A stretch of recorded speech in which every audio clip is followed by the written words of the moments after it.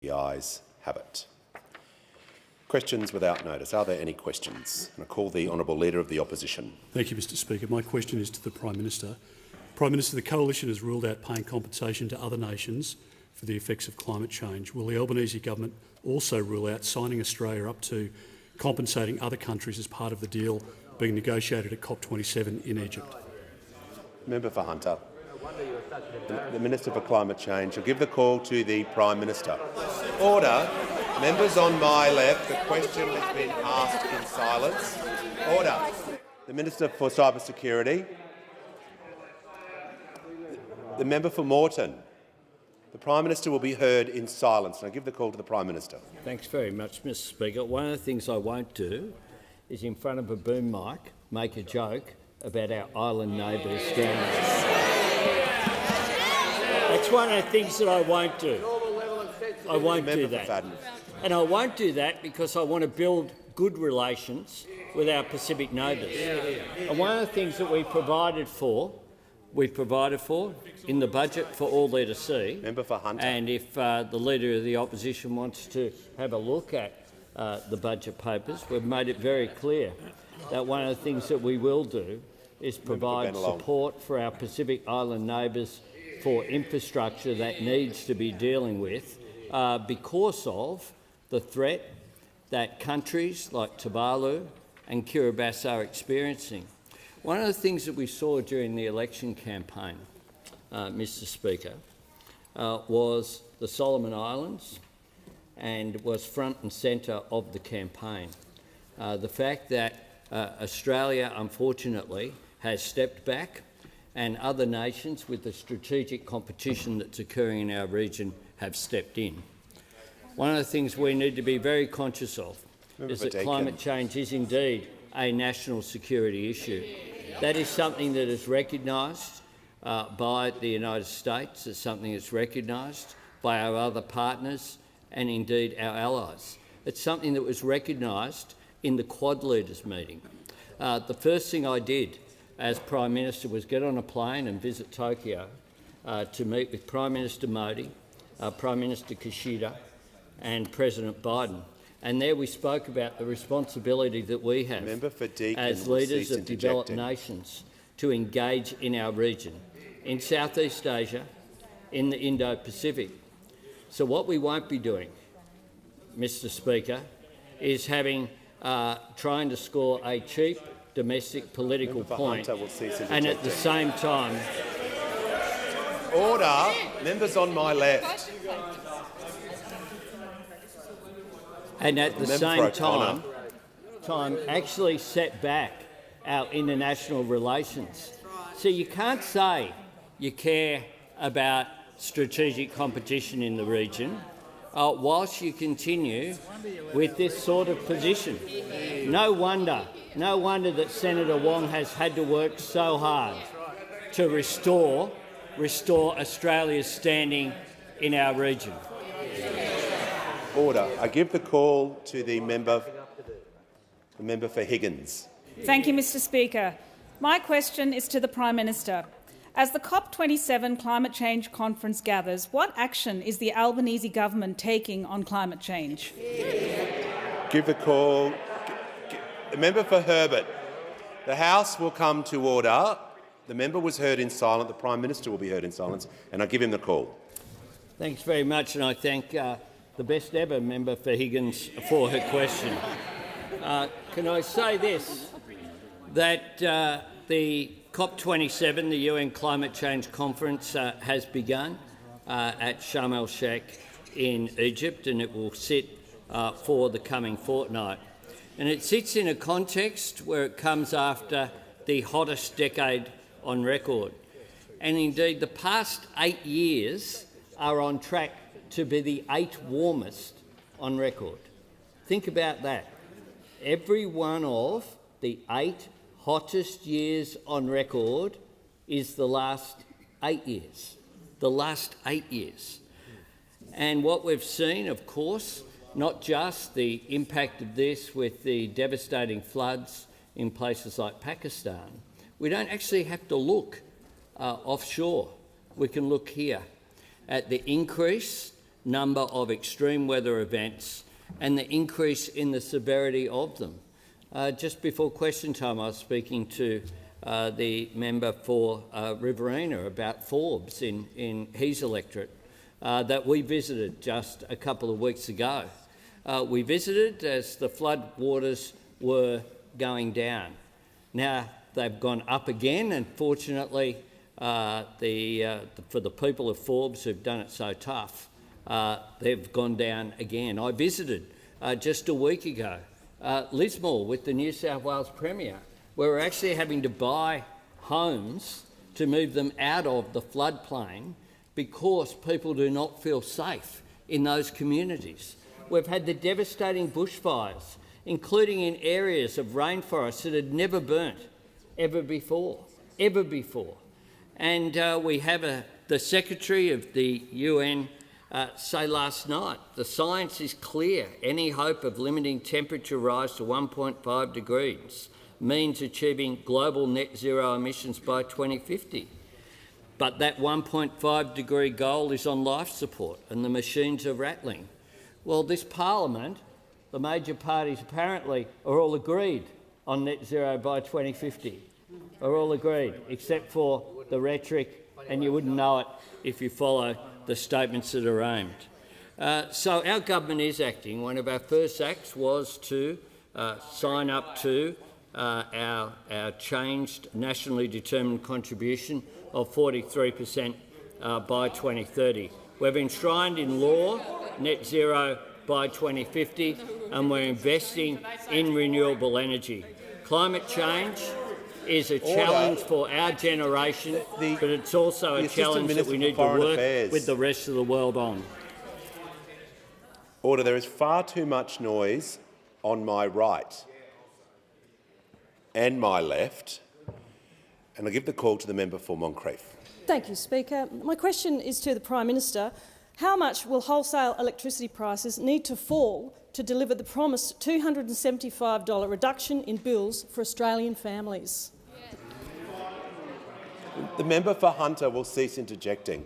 I give the call to the Prime Minister. I thank the member for her question, and I refer, of course, to the government's position on renewables and on taking action, because we do need to act to ensure that we can reduce power prices that are under pressure from the 23 now, if you count the latest thought bubble on nukes, energy policy of those opposite over a wasted decade, but also the invasion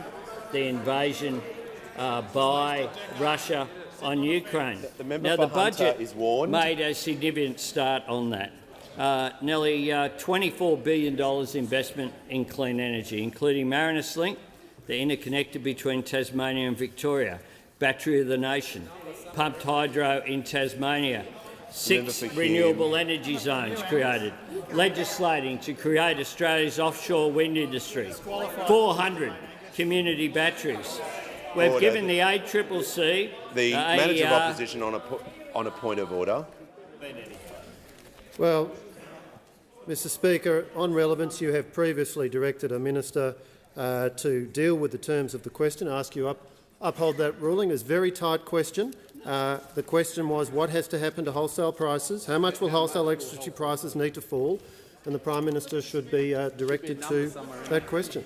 On the order, members on my right, I will call the Leader of the House on. I'll hear from him. To the point of order, the Manager of Opposition Business didn't complete the question that was asked, which, as I recall, went specifically to the impact on family electricity bills, and the Prime Minister is answering quite directly on ways of impacting on that. Yes, the question was also about wholesale prices, and I'm listening. Oh, I was ruling on the point of order, but I'll hear from the Leader of the Opposition. Thank you very much, Mr Speaker. Just to the point of order, the Leader of Government Business has suggested that there was some other part to this question, which is not the case. The question was very tight. How much will wholesale electricity prices need to fall to deliver the promised $275 reduction in bills for Australian families?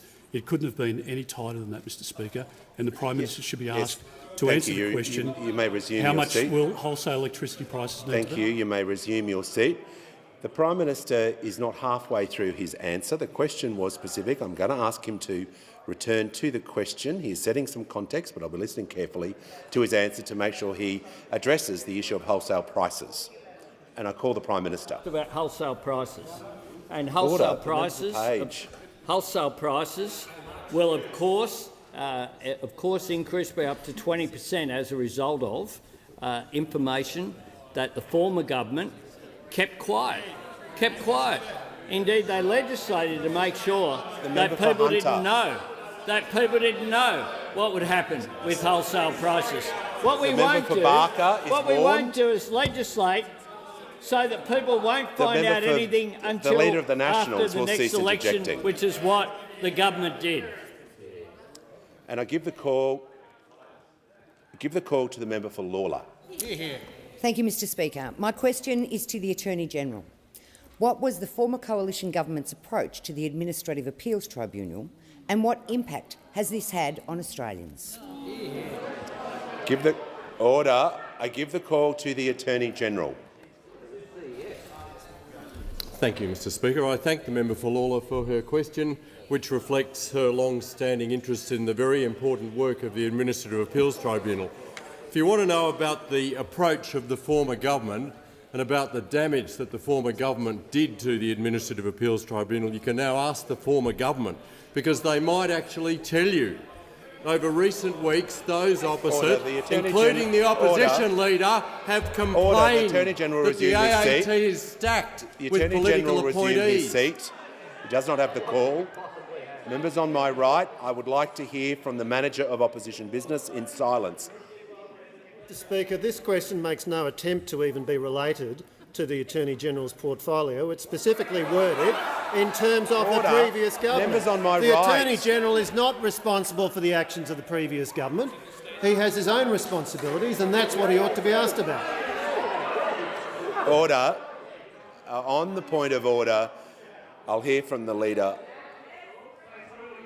The member for Moreton, I'll call the Leader of the House.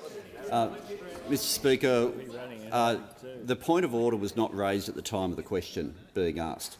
We're now well into the answer. The only point of order would be if he was being relevant to it or not at this point, and he's clearly being exactly relevant to what was asked. The Attorney-General is being relevant. He does have responsibility for the AAT, but order. I will listen to his answer carefully to make sure it relates to the question.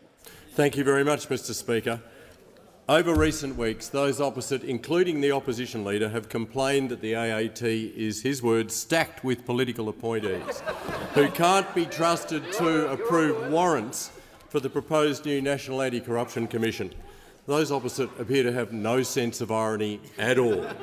According to the opposition leader, the members of the Administrative Appeals Tribunal lack the independence and requisite level of oversight and intellect to perform the important role of approving warrants, even though, as Minister for Home Affairs, this same Leader of the Opposition dramatically expanded the role of AAT members in issuing warrants. For the benefit of the Opposition Leader, yes, the AAT is stacked with political appointees, and that's because he and his colleagues spent almost a decade stacking the AAT with political appointees. They are attacking their own miserable record. The Opposition Leader and his colleagues are now openly admitting what many of us have been saying for years. The modern Liberal Party cares so little for vulnerable people who rely on the AAT that they are happy to stack it with Liberal cronies, almost 90 Liberal Party cronies at taxpayers' expense, many of whom they knew were not up to the job. Each year, tens of thousands of Australians rely on the AAT to independently review decisions made by Commonwealth departments and ministers that have major and sometimes life-altering impacts on their lives. Those opposite do not care about those Australians. Those opposite have never cared about those Australians, and they never will. And just yesterday we heard some more troubling revelations about the internal culture of the AAT after almost 10 years of Liberal Party stacking. 17 current members of the tribunal have faced bullying, discrimination or harassment complaints since the 1st of July 2016, and one of those members has had at least 5 such complaints made against them. That is completely unacceptable and is yet another problem that our government will have to address. The Liberal Party of Australia deserves to be tarnished forever for the legacy of this uniquely disgraceful exhibition of political cronyism, which has come at enormous cost to taxpayers, to the AAT and to Australia's system of administrative law more generally. Order. The House will come to order so I can hear the member for Curtin in silence. I give her the call. My question is for the Prime Minister. Australia has a history of complex industrial relations regulation, and the multi-employer bargaining part of the Secure Jobs Better Pay Bill is making many employers very nervous. Wages will not increase if businesses and their employees have to navigate an even more complex wage-setting system full of unintended consequences. What does the government think is more important, getting this bill passed urgently or getting it right? I'll give the call to the Prime Minister. I thank the member for Curtin for her question and for her engagement constructively with the government. We had a meeting earlier today in which these issues were canvassed and raised, and I'm always happy to meet with members of the crossbench, as I am with anyone in this parliament who has serious policy issues to raise. The fact is that the government that I lead was elected with a mandate to increase people's wages. We went to an election and can't have been clearer. And we also can't have been clearer either in a speech I gave to the Australian Chamber of Commerce and Industry in Sydney during the election campaign. I spoke about the need to get bargaining operating effectively. I spoke about the fact that productivity was flatlining over a considerable period of time, and that, as the Reserve Bank Governor had indicated, that we had a circumstance whereby wages just simply weren't keeping up. And that was actually holding back the economy. That's a constraint on the economy. Now, what we've been doing with the industrial relations legislation is making sure that we consulted not just during that period, not just after we came to office, but at the Jobs and Skills Summit, in the lead-up to the legislation being moved by the Minister for Workplace Relations, and then during the inquiry that's taking place into the legislation, and also prior to the legislation being debated in this chamber. And as a result of that consultation extensively, there are a range of amendments that will be moved by the government.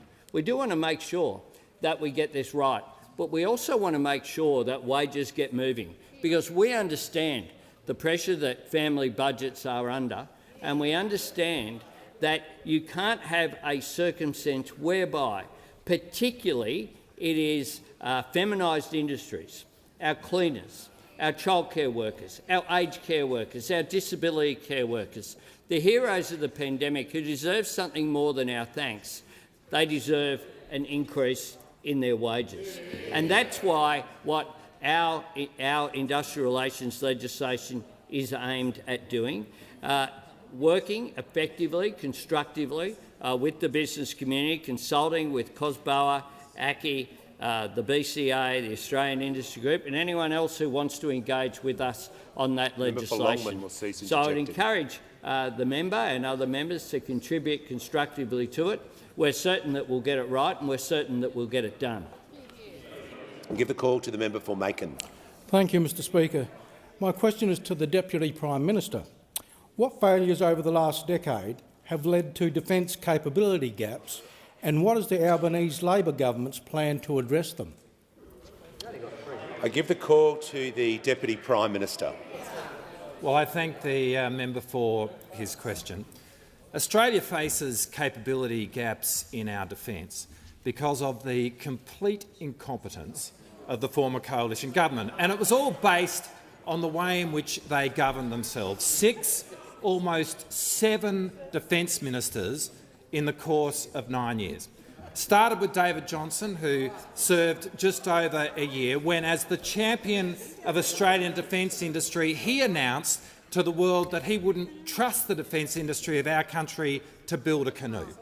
Then we had Kevin Andrews, who went off and pursued a submarine deal with Japan, which in turn became a subject of the empty chair challenge on Tony Abbott. Kevin Andrews lost his job as Defence Minister when Tony Abbott lost his job as the Prime Minister. And then we had Senator Payne, and everything stopped. Literally, nothing happened.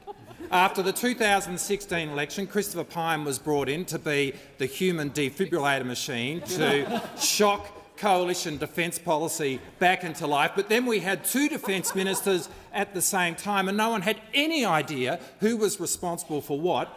That was never going to last, and so Christopher took over the entire show until he got sick of it in 2019. Then we had Senator Payne. Then we had the current leader of the opposition. Over the course of 9 years, 24 different ministers across the breadth of the defence portfolio. Is there any wonder that the result of that was absolute chaos? 28 different projects running a combined total of 97 years over time. The only thing that moved in the last decade was defence ministers, because everything else came to a grinding halt. But you don't need to take my word for it, because last week we had an outbreak of honesty from the Shadow Minister, the member for Canning, when he said, and I quote, "We also squandered a lot of opportunity through leadership changes. It created ministerial churn," one description of it, "which led to inertia." Well, he got that right, because that inertia described the single worst national security government in our country's history. Now, over the last few months, the Albanese Labor government has established the Defence Strategic Review, the single most expansive overview of defence in more than 35 years, so that in the context of a growing defence budget, we can have the capabilities that we need to meet a very different world. And we're going to actively manage programs to meet that need, because the Albanese Labor government is absolutely committed to getting defence back on track and keeping Australians safe. Order. There is far too much noise on my right when ministers are addressing the House.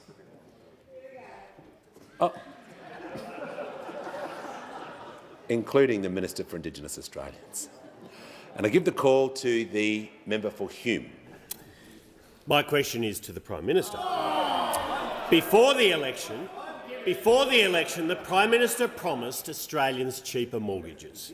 Can the Prime Minister inform Australians how much the cash rate has increased since May 21? Order. The member for Hume was heard in silence for his question. The Prime Minister. I call the Prime Minister. I'll ask the Treasurer to answer the question, but we're not going to take lectures from the lightweight on the hill over there. Order. Order. The Treasurer may resume his seat. Order. Until the House comes to order, I won't hear the Manager of Opposition Business.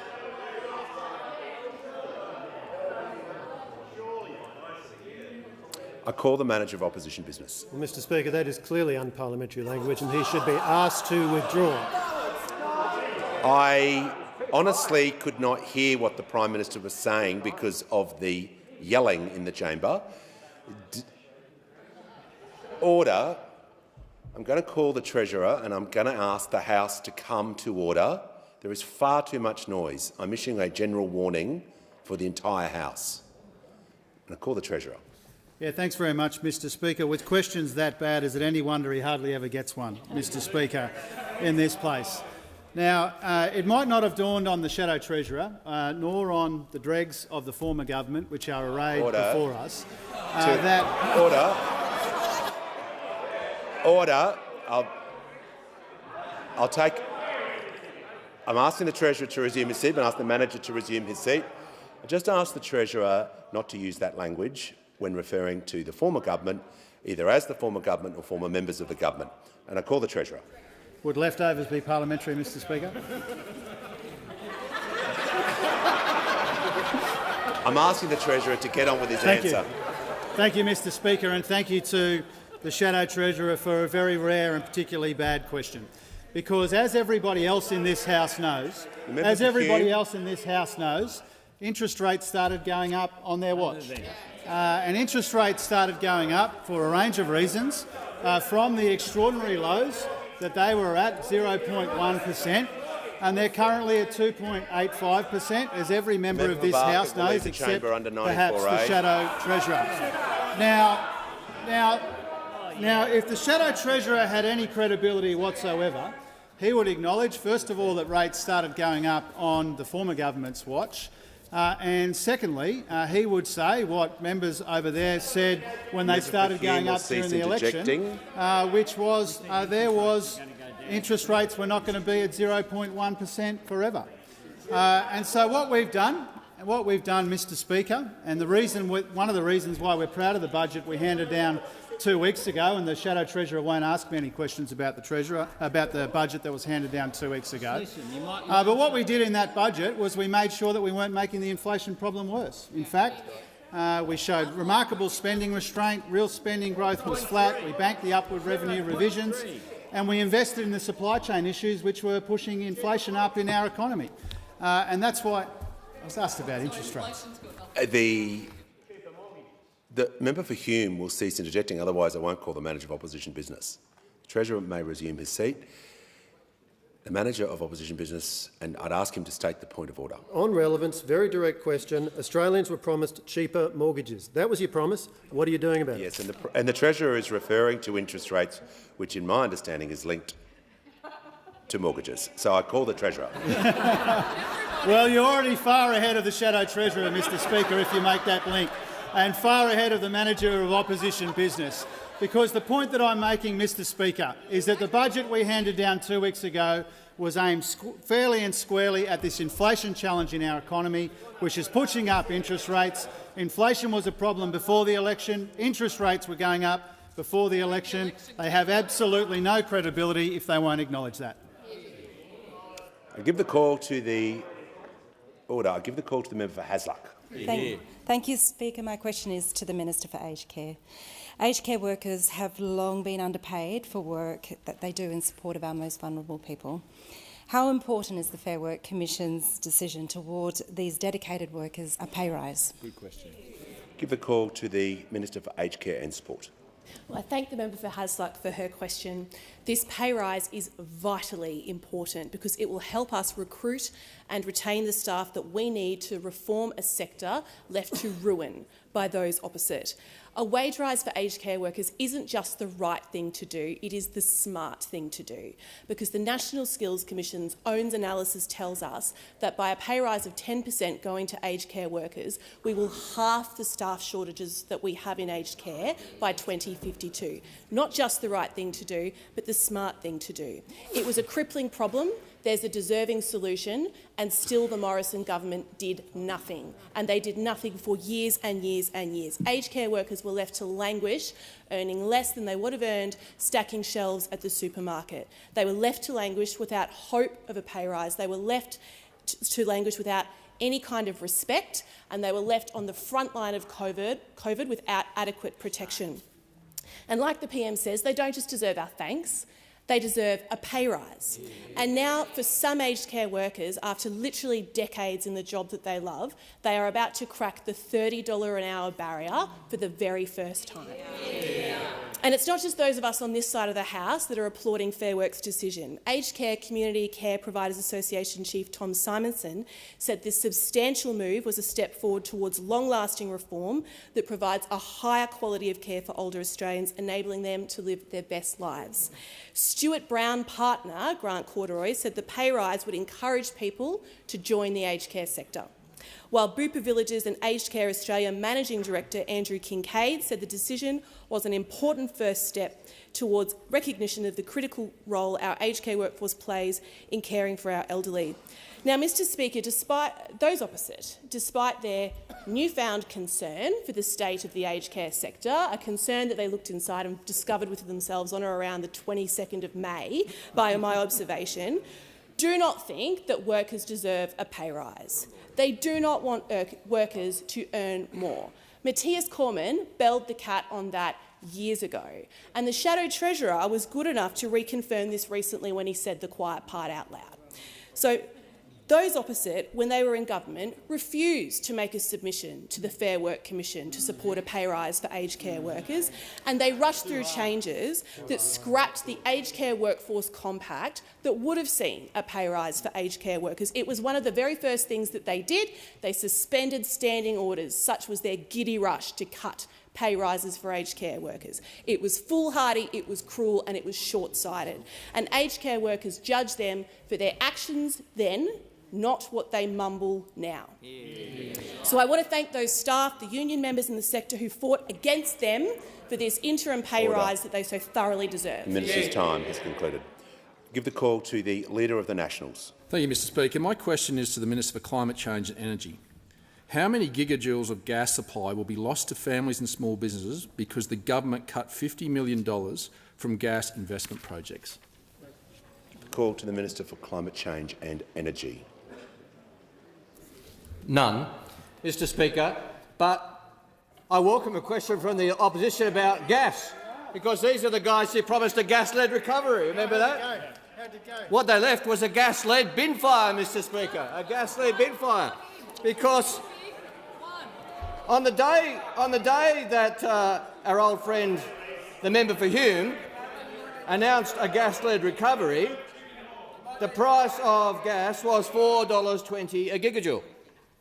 The gas-led recovery went so well, but by the time of the election, the price of gas was $34.75 a gigajoule. Well done, Angus. Order. Give the call to the member. I give the call to the member for Blair. Thank you, Mr Speaker. My question is to the Minister for Early Childhood Education. What is the Albanese Labor government doing to get wages moving in feminised workforces like the early childhood education and care sector, and why is this needed? Call to the Minister for Early Childhood Education and the Minister for Youth. Thank you, Speaker, and I thank the member for Blair for his question and for his continued commitment to see the wages of women in feminised industries lift. Mr Speaker, you won't hear anyone on this side of the House say that deliberately keeping wages low is a centrepiece of our economic agenda. Yeah.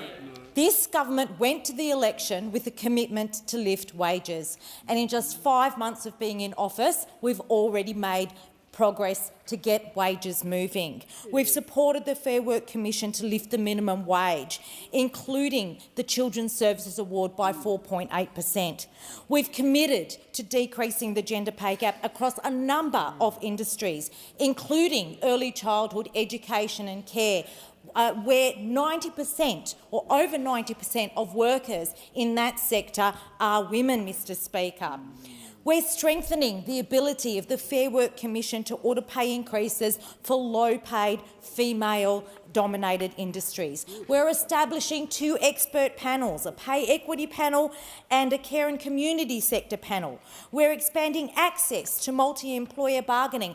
All of these will help to lift the wages of early childhood education and care workers. But, Mr Speaker, I'm asked, why is this needed? For one thing, we know that those industries which are female-dominated have been for too long in this country undervalued and overworked. And I commend the Minister for Aged Care and the work that she has done on increasing the wages for aged care workers.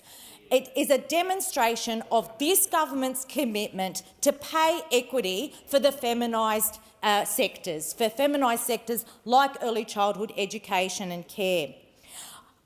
Again, why is this needed? And I'd like to take a moment, Mr Speaker, to give the example of why multi-employer bargaining works and why it works and why it's necessary. I hear them over there all groaning and moaning, but you might want to listen to this example about why it works for early childhood educators and workers in your electorate.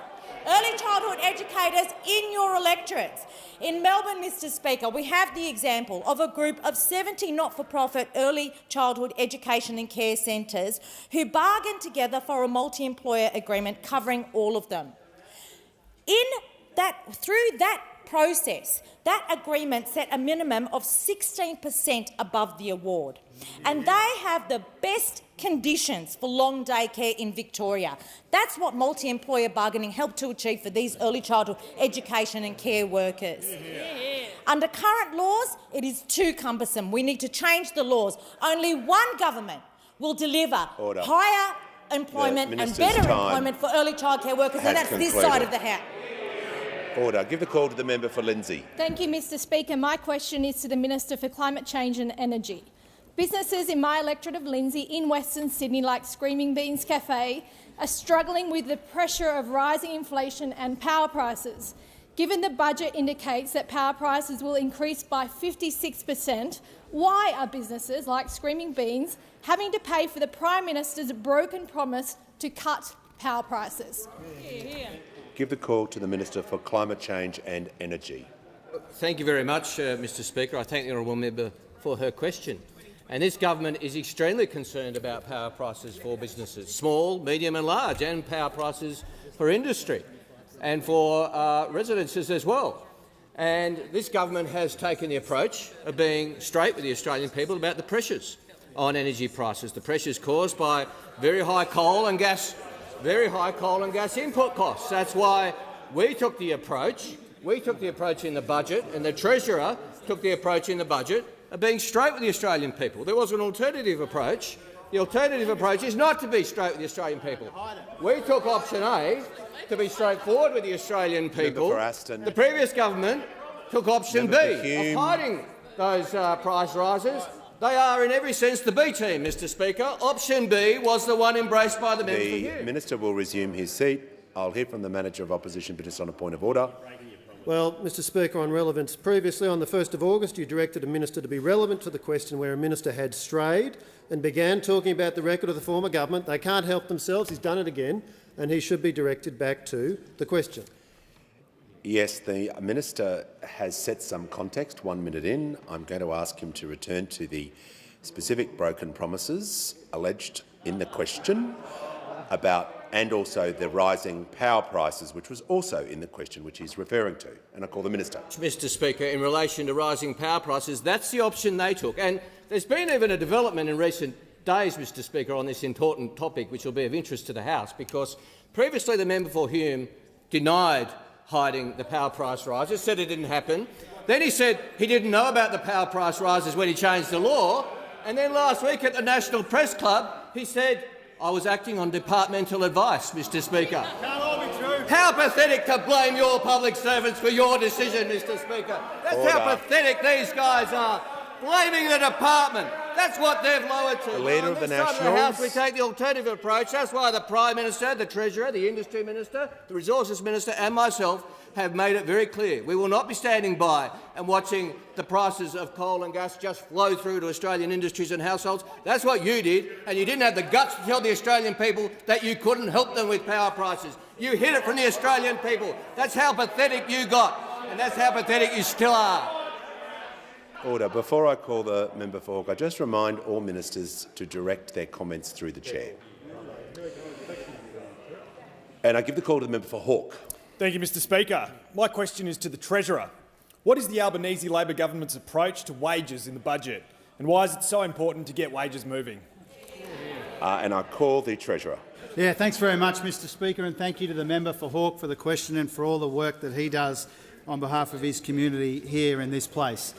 Getting wages growing again is a deliberate design feature of our economic policy, and that's why we do need to fix what is a broken bargaining system, which is only delivering stagnant wages, particularly for the low-paid and for industries dominated by women. It's why the budget is all about investing in skills so we can train people for higher wage opportunities. It's about early childhood education, making it cheaper so more parents can work more and earn more if they want to. It's about investing in the industries where we'll get the secure, well-paid jobs, whether it be areas of traditional strength or new industries as well. It's why we have started to provision for the important wage outcome that has been announced, interim wage outcome announced by the Fair Work Commission for aged care workers. And it's why one of the first decisions, if not the very first decision of the Cabinet of this new government, was to support a decent minimum wage rise. Now, in the budget, Mr Speaker, the Treasury has upgraded their forecast for wages growth to be 3.75% this year and next, and if it happens, that will be the fastest since 2012, and that would be a good thing.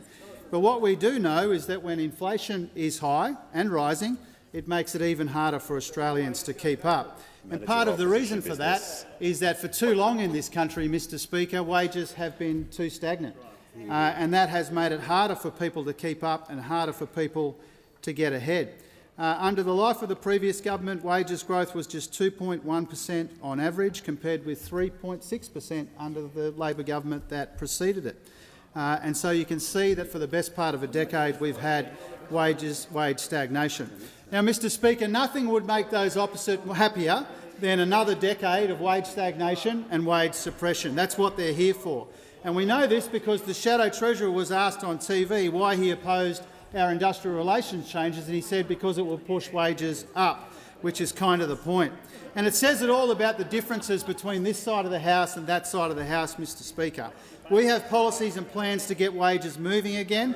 We want Australian workers to get a bigger slice of the action when the economy is growing, and they failed on wages, and ordinary people copped it in the neck as a consequence. So, Mr Speaker, there's a very important reason why the Minister for Skills has been investing in skills. The Ministers for Education and Early Childhood Education have been investing in cheaper childcare. It's why the Minister for Industry has been investing in our supply chains and the industries that will deliver secure, well-paid work. It's why the Minister for Aged Care, working with the Minister for Health, has been so supportive of a decent pay rise for our aged care workers. It's why the Prime Minister during the campaign, the Industrial Relations Minister afterwards, all of the Cabinet been so supportive of a decent minimum wage rise. That's because we want to see wages growing again. You would happily see another decade of wage stagnation. Give the call to the member for Fowler. Mr Speaker, my question is to the Treasurer.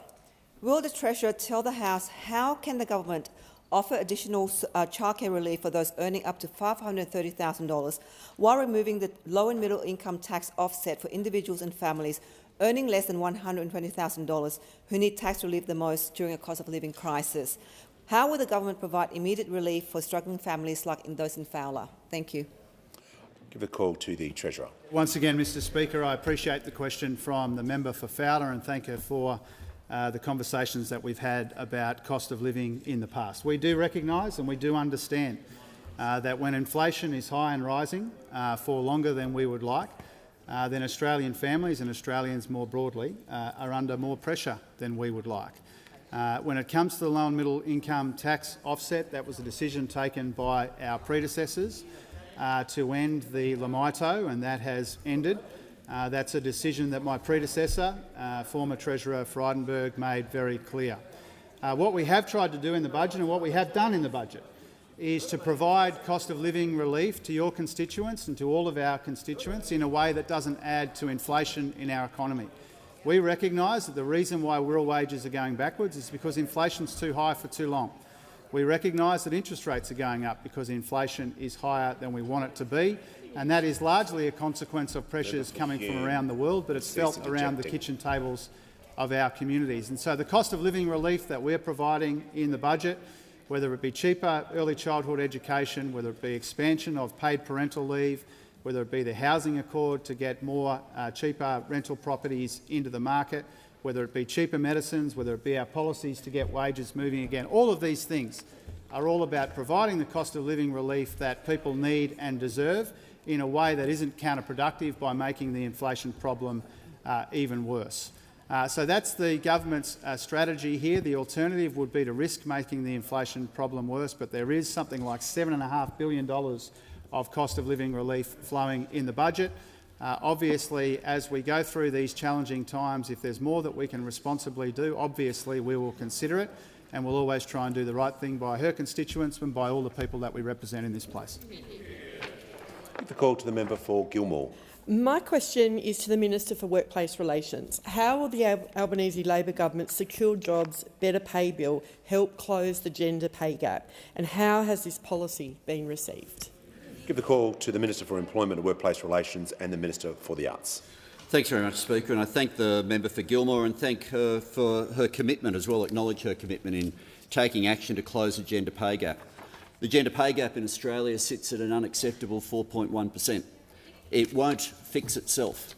We need to take action in legislation and action in the parliament to be able to close the gender pay gap, and you will find throughout the Secure Jobs Better Pay Bill specific measures designed to close the gender pay gap, every one of which those opposite are opposing.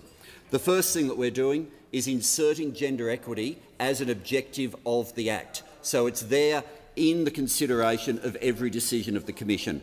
We are then also fully implementing Recommendation 28 of the Respect at Work report, something which was put to the parliament in the previous term and which those opposite voted against implementing Recommendation 28 of the Respect at Work report. But this will allow disputes over sexual harassment to be dealt with at the Fair Work Commission, a cheaper jurisdiction, a more practical jurisdiction, and often where you have workplace disputes, they involve a number of issues. Sexual harassment is one of them, and we've had a situation where people have had to deal with different aspects of the same problem in different jurisdictions. You'll now be able to have that simplicity because of the measures within the bill.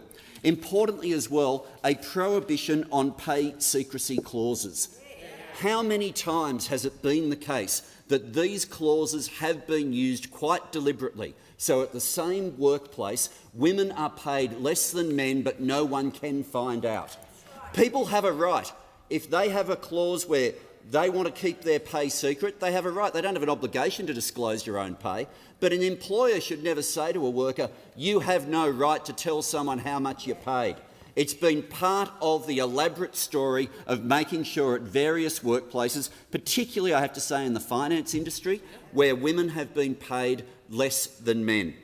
But also, to get wages moving, we need to increase access to bargaining. You look at the moment, we're down to 14% of the workforce that are on agreements that are in date, agreements that get you above the award. The majority of those agreements are in occupations that are viewed as traditionally male-dominated. A minority are in jobs that are traditionally female-dominated. The current bargaining system won't deliver pay equity, and the rules there need to be changed. In terms of complexity, we are using 3 streams which already exist for multi-employer bargaining, but getting rid of the complexity so that they can be available and we can move to close the gender pay gap. Give the call to the member for O'Connor. Thank you, Mr Speaker. My question is to the Prime Minister. Can the Prime Minister please explain why NDIS workers and soldiers will be subject to the National Anti-Corruption Commission, but union officials exercising a power under a law of the Commonwealth will have a specific exclusion?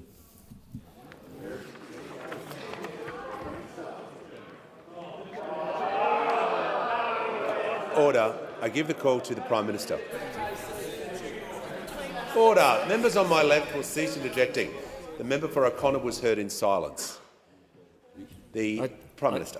I thank the member for his question. He seems unaware that, of course, people in the industrial relations system are covered by the Fair Work Ombudsman as well as the Fair Work Commission. The Fair Work Commission, and they're subject to that. And one of the things that we've done with the National Anti-Corruption Commission, in part, he might want to talk to the Leader of the Opposition about this, because he's made it very clear that what we shouldn't do with the National Anti-Corruption Commission is duplicate systems that are in place already.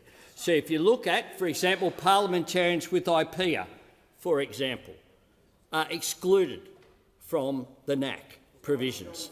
They've done that. As a result of the clear indication from those opposite that I agree with as well, that what you need to do with the National Anti-Corruption Commission is fill the gaps which are there.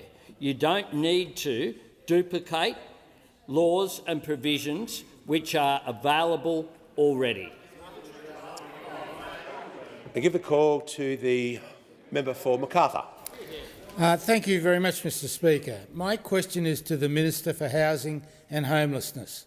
What is the Albanese Labor government doing to address housing affordability? How does the budget help Australians manage cost of living pressures? Give the call to the Minister for Small Business, Housing and Homelessness.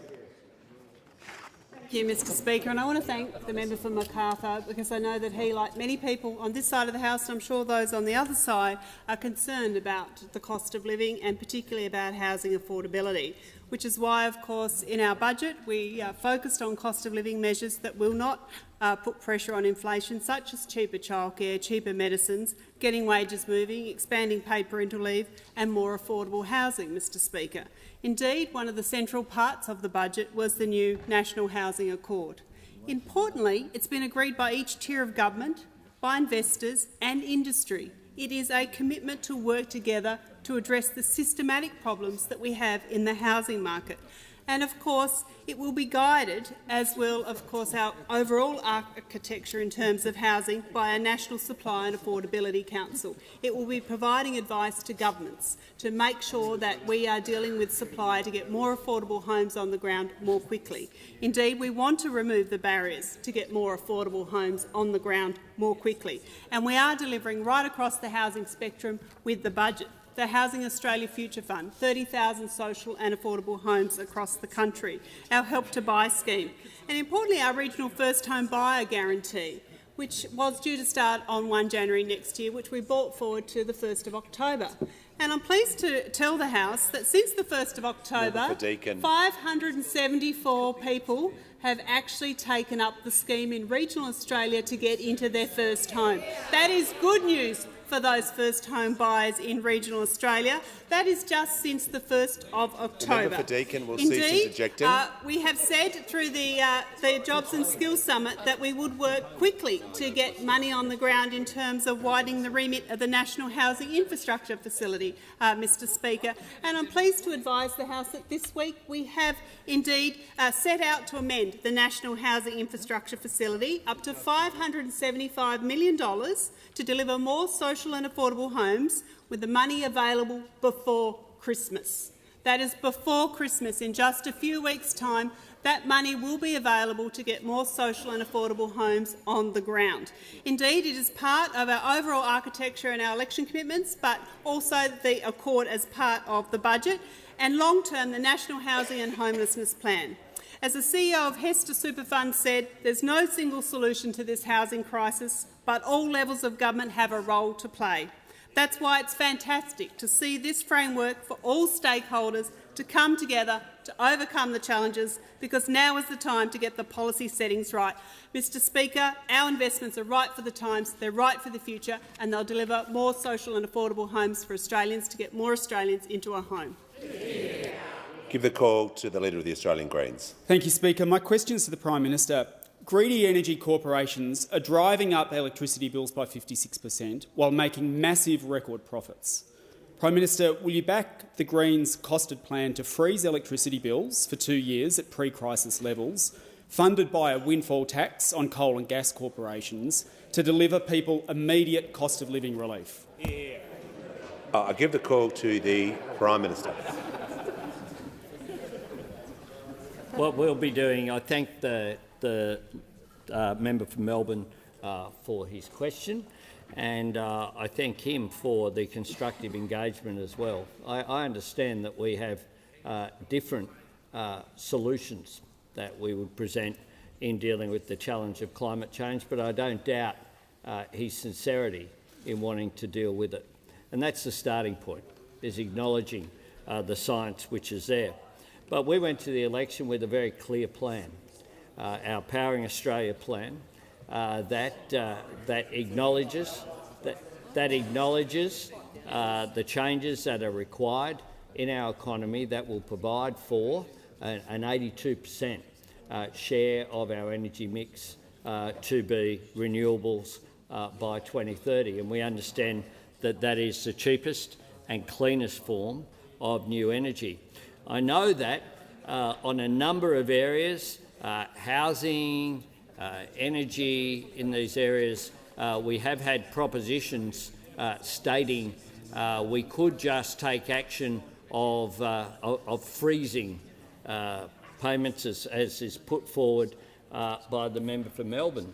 But it's completely unclear to me and upon any legal advice of how you would do that in terms of intervening in the way in which the member for Melbourne has suggested.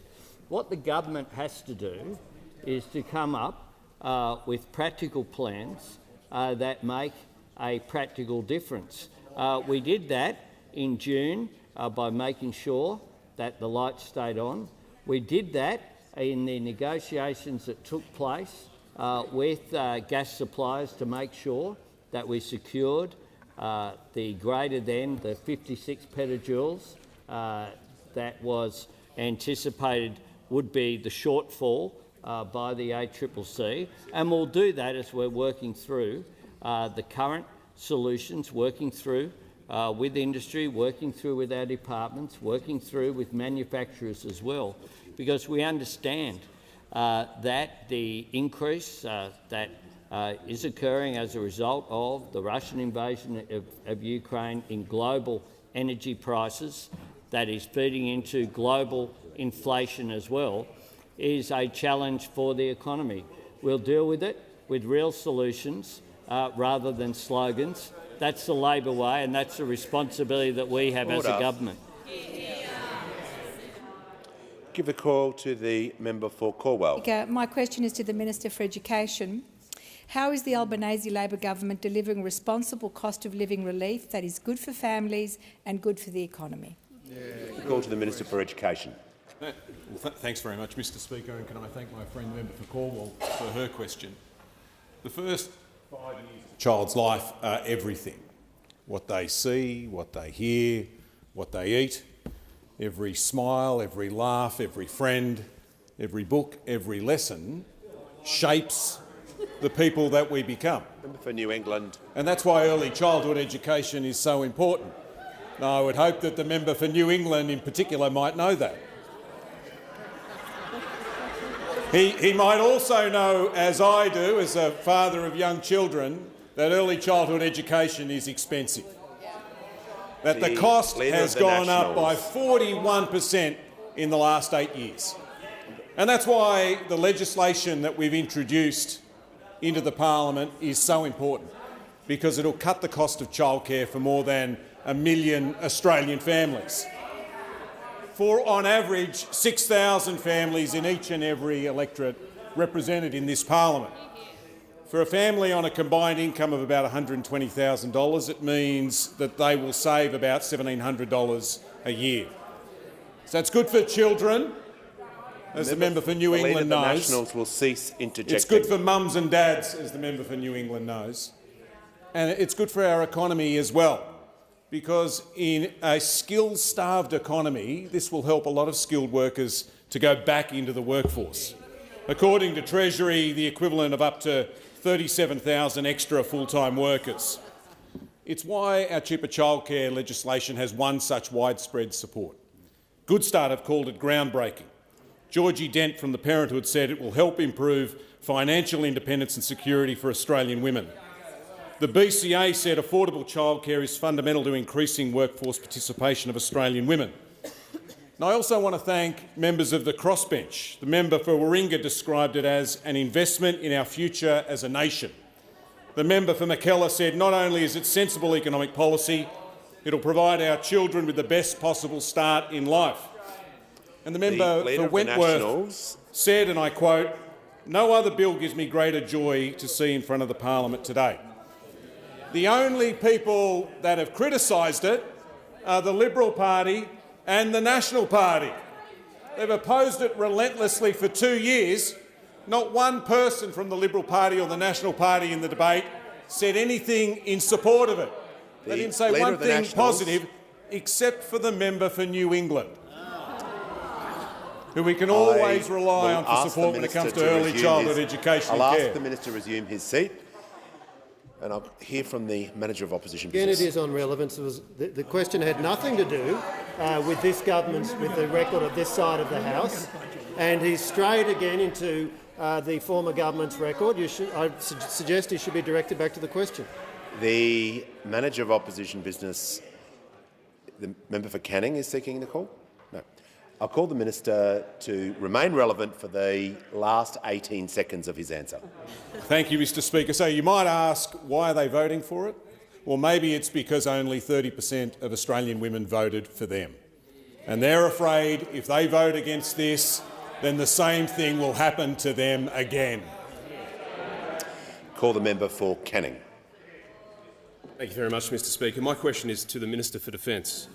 The Prime Minister said he doesn't want duplication in the National Anti-Corruption Commission.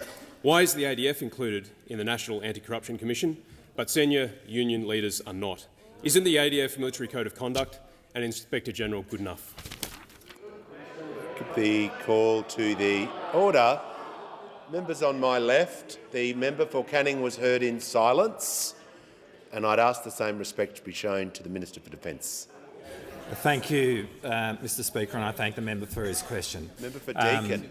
The military tribunals have their important role to play. The government has committed to producing an anti-corruption commission which is going to be robust in accordance with the commitments that we took to the last election. Order. Members on my left will cease interjecting. The House will come to order, and I'll call the member for Pearce. Thank you, Mr Speaker. My question is to the Attorney-General. What were the findings of the Gaetjens report into the Community Sports Infrastructure Grant Programme, and why did it take so long for the report to be released? Give the call to the... I'll just ask the order. Members on my right. The Attorney-General will take a break and I will listen to the Manager of Opposition Business. Well, again, Mr Speaker, it goes to questions being asked about actions of the previous government, which is not an appropriate source of subject of a question to a current minister. I will hear from the Leader of the House. Mr Speaker, in terms of relevance, the question can only go to the consideration can only go to the words of the question itself. The question refers to a report which has now been released today. That's happened in the life of this government and therefore is completely relevant and within standing orders to ask the relevant minister. Page 553 of practice. Order.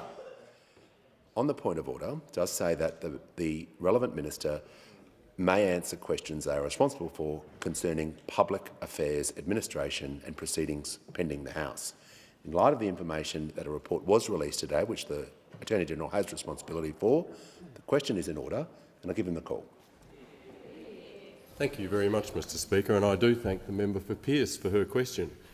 It reflects her long-standing interest in integrity matters. And you've got to say that at the last election it's very clear that the Australian people voted for integrity, voted for transparency and voted for the return of good government. The Australian people roundly rejected the government's record of rorts and cover-ups, and one of the most egregious examples of those rorts and cover-ups was the so-called sports rort scandal, the report of which from the former Secretary of the Department of the Prime Minister and Cabinet has just been released. And what we've now learned is that it involved, this sports rort scandal, the former government ignoring recommendations from the relevant department and using colour-coded spreadsheets which carved up funds by electorate for party advantage rather than on any kind of merits assessment. It was shameful, and that's what we've learned. We find it out yesterday, after years of cover-up, that even the member for Cook's most senior public servant thought that it was wrong. He found that there were significant shortcomings in the scheme and that there was an actual conflict of interest. And of course, sports rorts weren't the only example under the former government of behaviour like this. We also had the car park rorts, we had the Leppington Triangle, we had the member for Hume's Grassgate scandal. The Australian people said enough, enough. They elected a government that is dedicated to integrity and transparency, and we've wasted no time honouring our commitment to the Australian people We've already introduced legislation for a National Anti-Corruption Commission with teeth, which is currently before a joint select committee. I am looking forward to the report of the committee being provided to this parliament this week on Thursday. We hope to pass the bill by the end of this year and have the commission up and running by mid-2023. And it could not be a starker contrast to the former government, who promised that they were going to establish a National Anti-Corruption Commission in December of 2018, and they never even introduced a bill. Unlike them, we promised a National Anti-Corruption Commission, and we will deliver. And I call the Prime Minister. I ask that further questions be placed on the notice paper.